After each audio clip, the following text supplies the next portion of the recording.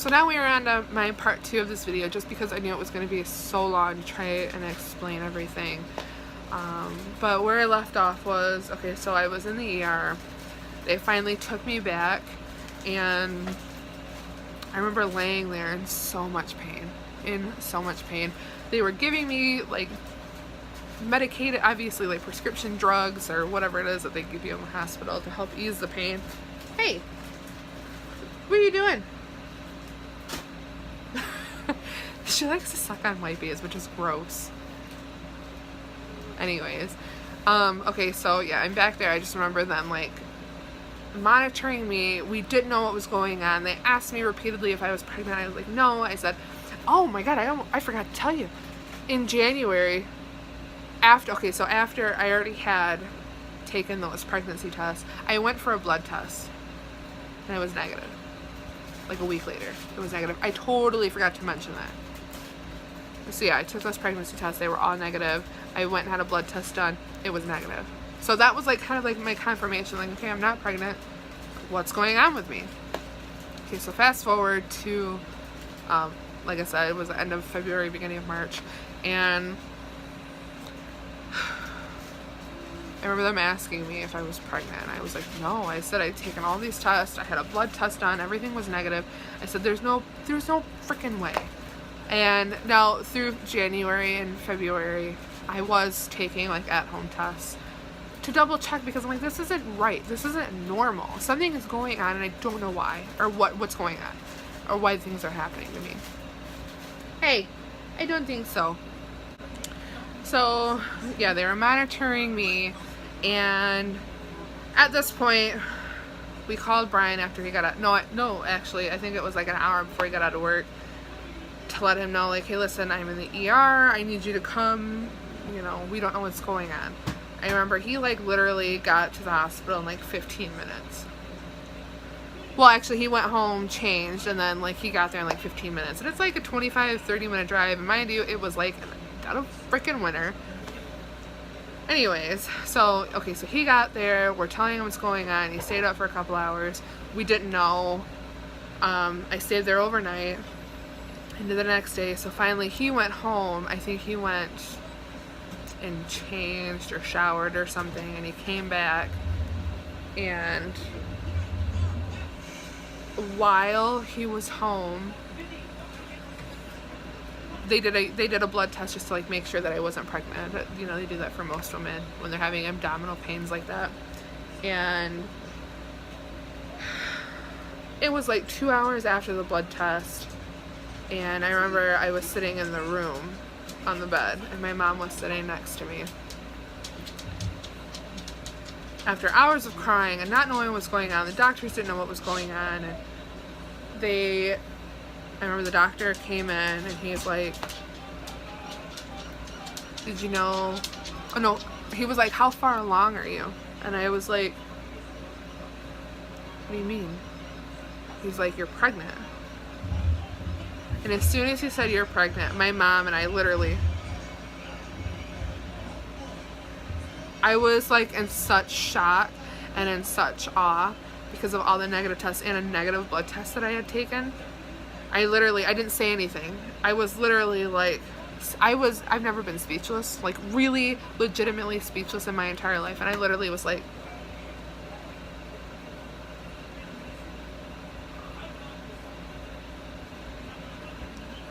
I didn't know what to say. He's like, you're pregnant. He's like, we don't know what's going on. If you're having a miscarriage, there's a very good likelihood that you're having an ectopic pregnancy. I didn't know what an ectopic was. I knew what a miscarriage was, but I didn't know what ectopic pregnancy was.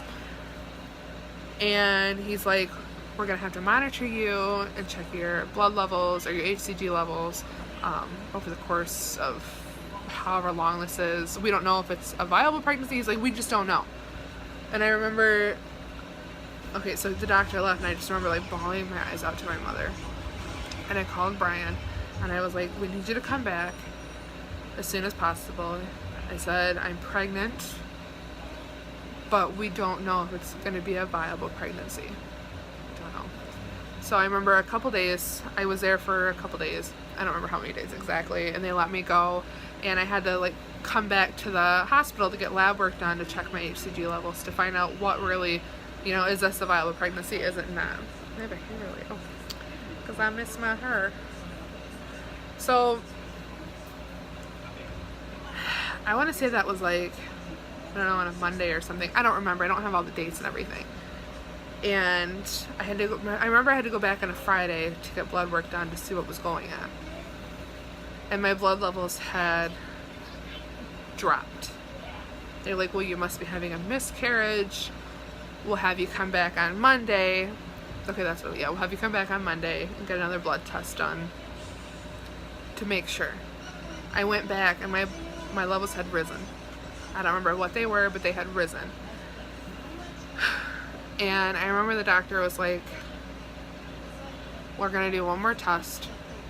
And you just come back in like on a Wednesday or something. We're going to do one more test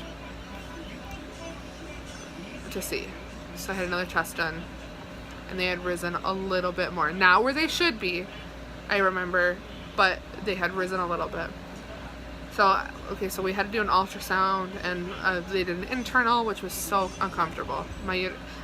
Now I know where my uterus is and where I've been having problems. I think I have a very sensitive uterus. I don't really know. But, okay, so I had an ultrasound done. They didn't find a baby. And I remember them saying that you're pregnant, but there's no baby in your uterus, and they couldn't see. They couldn't see what was going on. So I remember that day, after a week of not knowing what was going on, I remember that day they ended up scheduling me for an emergency laparoscopy and D&C. So I remember I went in for that. Come to find out, I did have an ectopic pregnancy, and my left fallopian tube did burst, which could have been extremely fatal, and I didn't know that. I understand that they didn't know, and they don't want to do anything invasive if I am truly having a viable pregnancy. But the thought of that, like, what if we didn't catch it? What if, like, it's just all these what ifs that were going through my head, and I didn't know that it could have been something fatal for me, but I was like bleeding internally, and my tube had bursted, and it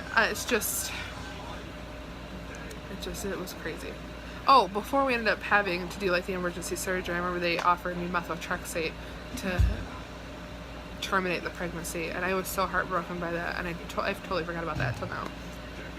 And I was like, well, if my levels are rising or we don't know what's going on, why would I terminate a pregnancy? It was just asinine to me, but now I understand. So yeah, I ended up having a D&C and laparoscopy, and then there was something else.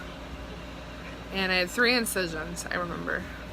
One through my belly button, one under, because I'm a plus size girl, one under my belly, and like one like on the side of my stomach, kind of. Not quite on the side, but like it was on my stomach. Yeah. And it was very traumatic. It's almost like it didn't happen because I tried to block it out. But it's the fact that, okay, so I was roughly 6 to 8 weeks pregnant. I didn't know it. I had no idea. I took many tests. They were all negative. I had a blood test done early on after my missed period. That was negative. So it's just like all of these things were like blowing my mind. I was trying to figure out like what is going on. But yeah, I ended up having an ectopic pregnancy, and they did take my left fallopian tube, my first time ever being pregnant. So that was extremely rough. It was kind of hard to understand, like, now I only have like half the chances of actually like naturally getting pregnant. And it was hard for me to understand. Like, I still have my ovaries, so if for whatever reason we had a hard time, we could always do like IVF or whatever that may be, which haven't read too far into that because I haven't needed that. So I still have my ovaries, I just don't have my left fallopian tube. And so after my surgery, it wasn't too invasive. They told me that like once I was feeling good, as long as it was like, at least 2 weeks after my surgery, it's like as long as you're feeling good, you can resume your activities. So we did. And so that was, so that was in like the end of March when I had that surgery, I believe. Anyways, I think it was middle of May, so that was in April. So then like middle of May, I know my timeline is off because I don't specifically remember everything and like how long things took. So yeah, that's another thing. I keep forgetting things and I should have wrote all this down. So I had my surgery like the beginning of May.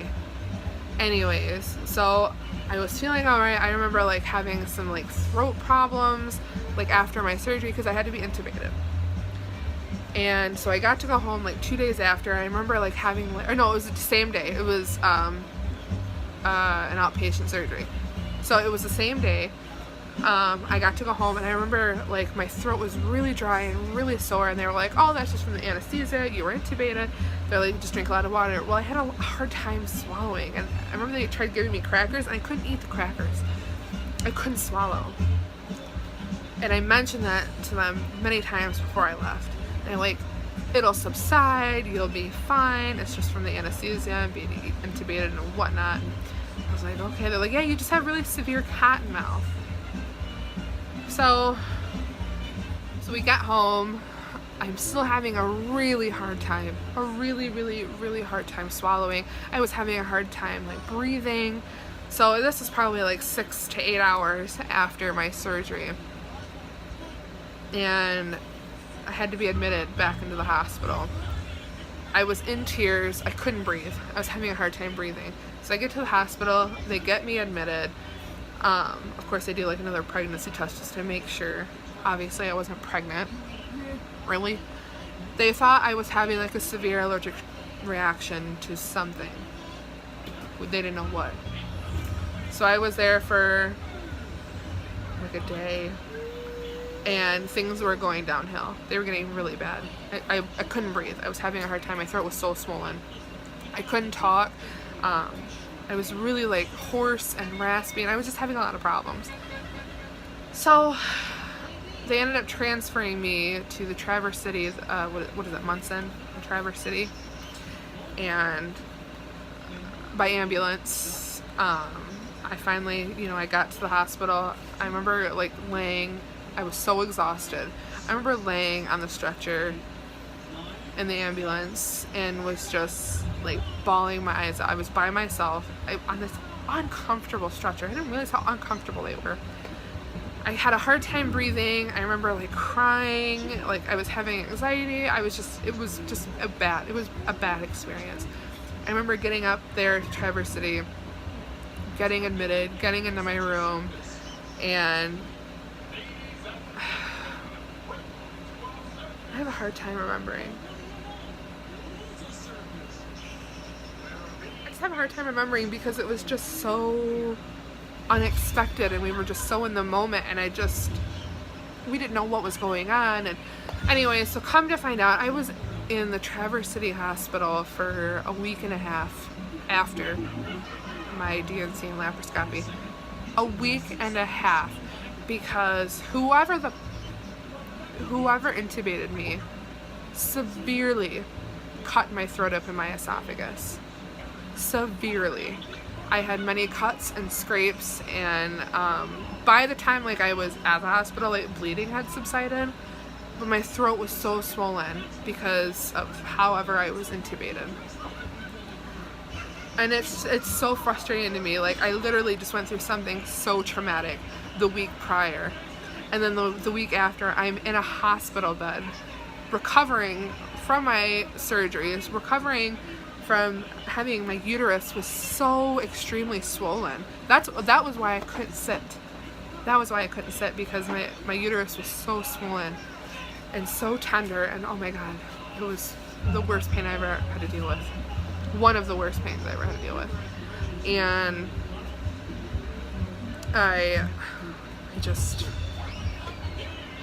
it was so frustrating because it was something so simple that could have been prevented, but somebody was careless and put me in the hospital for, it wasn't quite a week and a half, but it was just over a week, and it's just so frustrating to me.